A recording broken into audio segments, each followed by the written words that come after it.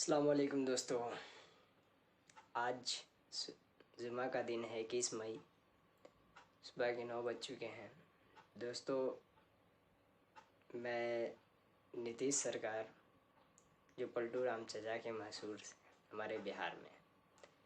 दोस्तों, ये ऐसी सरकार है, अगर एक कहावत कही गई थी, या आप करो तो सीता, हम करें तो रावण। दोस्तों, इस कहावत का मतलब कुछ है, उल्टा है, लेकिन दोस्तों बड़ी हमें तो शर्मिंदगी होती है। दोस्तों, हमारे पटना,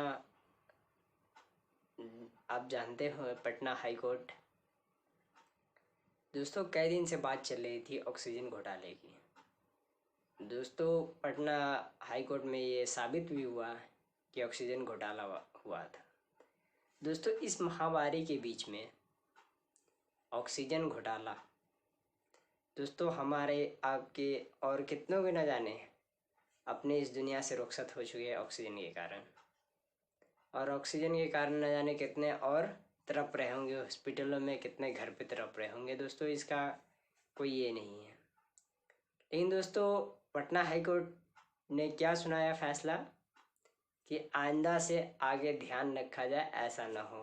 अगर दोस्तों, मैं किसी राजनेता के खिलाफ नहीं हूँ दोस्तों, लेकिन अगर आप जहाँ पे आरजेडी की अगर सरकार होती, अगर और भी सारी पार्टियाँ, बहुत सारी पार्टियाँ हैं, लेकिन चर्चे में जो है आरजेडी है, तो इसलिए मेरा ज़बान से निकल गया, ये आरजेडी अगर होती तो दोस्तों आरजेडी जो होती, माननीय तेजस्वी जी, तो अगर उन पे इस महामारी के बीच में अगर एक सुई भी घोटाला होता ना, क्या दिखाया था कि पहले ही से बाप तो था ही, बेटा भी है।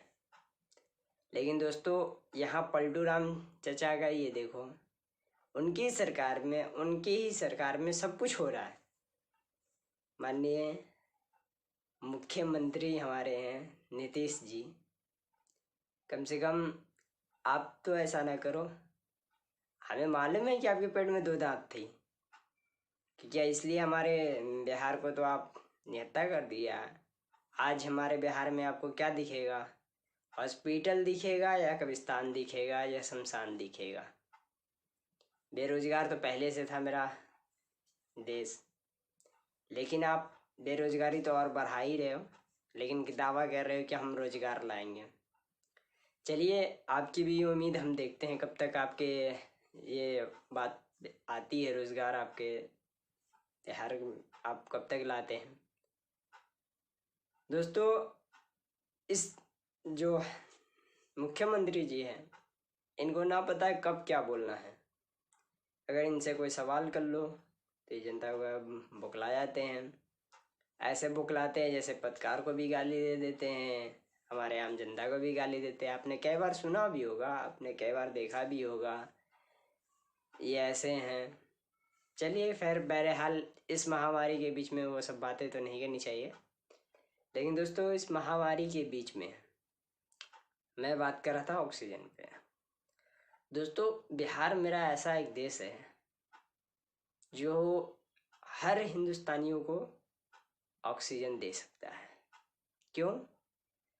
क्योंकि हमारा बिहार बिहार है, हमारा शहर नहीं, हमारा गांव है।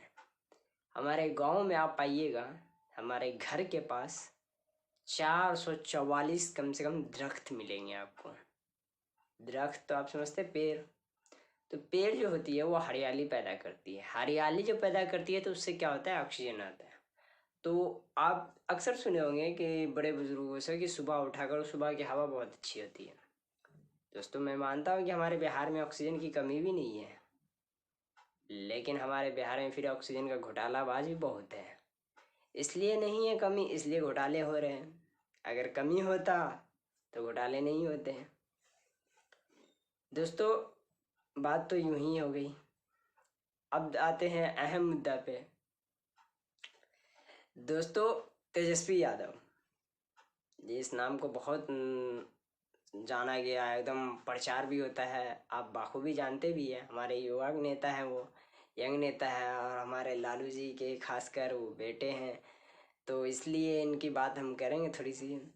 दोस्तों ये नीतीश सरकार को इन्होंने अर्जी एक बड़े खत लिखा, मतलब जिसे हम लोग पत्र कहते हैं, लेकिन हम लोग उर्दू भाषा में उसे खत कहते हैं।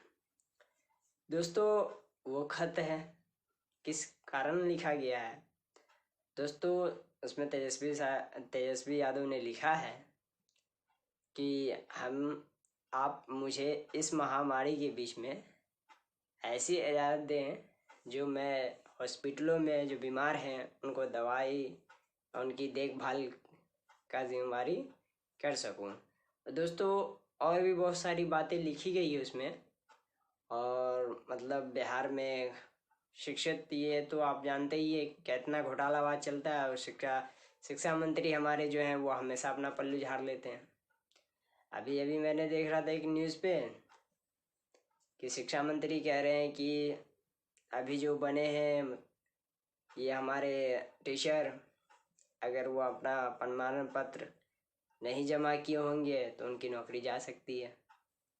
ये बात भी सही है, लेकिन दोस्तों बात यूं ही ख़त्म नहीं होती है।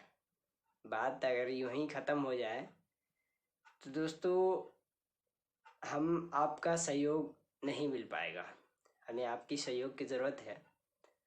और दोस्तों इस बात के लिए मैं ये वीडियो नहीं कर रहा हूँ कि मुझे फॉलोवर चाहिए या सब्सक्राइबर चाहिए, नहीं दोस्तों, मैं उस बीमारी की बात के लिए कर रहा हूँ। दोस्तों मैंने अपने खोए हैं इसलिए ये वीडियो बना भी रहा हूँ, वरना मुझे बनाने का कोई शौक़ नहीं था।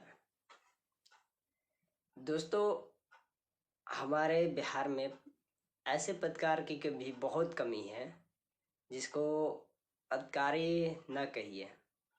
अभी हमारे देश में, मतलब हमारा देश तो हिंदुस्तान है, हिंदुस्तान मतलब हिंदुस्तान क्यों कहा जाता है दोस्तों हिंदुस्तान एक ऐसा देश है जहाँ कहता है बच्चा बच्चा महान है, मेरे देश की मिट्टी उगले उगले हीरे मोती। लेकिन दोस्त आज मेरे देश की मिट्टी क्या उगलेगी, कहीं पे कंकाल उगलेगी, कहीं पे चिता ही जलती हुई दिखेगी। दोस्तों ऐसा क्यों हुआ इस सरकार में? दोस्तों हमेशा की तरह इस सरकार ने मुझे खलल पहुंचाई है। दोस्तों आप लोग से आग्रह करूंगा, दोस्तों इस वीडियो का मतलब किसी के भावनाओं से खेलने का नहीं था मेरा, आना किसी के इससे। दोस्तों आप कहीं भी रहें सुरक्षित रहें और अपने घर में रहें, ना बाहर निकलें, बहुत ही ज़रूरत पे बाहर निकलें। और हमारे देश के तो पुलिस वासियों को आप जान ही रहे होंगे, इनको हुक्म कह के चलाते हैं। ये गलती ना भी हो, अगर आप दवाई भी लेने आ रहे गलती से तो पहले तो 2 डंडे आपको लगा देंगे, उसके बाद कहेंगे कहाँ जा रहा था। आप पर्ची अगर दिखा देते हो तो आपको कानून सिखाएंगे, तुम्हें मालूम नहीं है लॉकडाउन लगा हुआ है, तुम्हें मालूम नहीं है ये लगा हुआ है।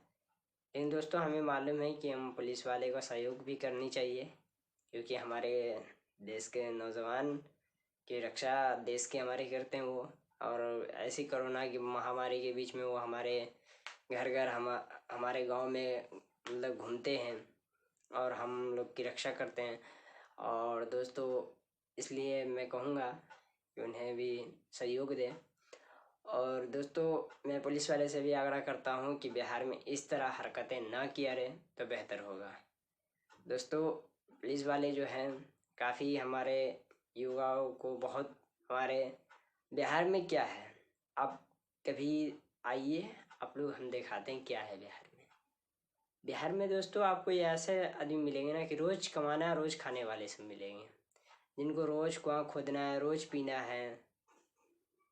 और दोस्तों बाहर क्यों जाते हैं, दिल्ली बम्बई बहुत सारी शहर है, क्यों जाते हैं? क्योंकि सर दोस्तों इसलिए जाते हैं क्योंकि उन्हें मालूम है कि हमें रोज़ कुआं खोदना है, रोज़ पीना है। और उन्हें, क्योंकि यहाँ बिहार में कोई रोज़गार तो है नहीं, आप हम रोजी के लिए बाहर निकलना पड़ता है।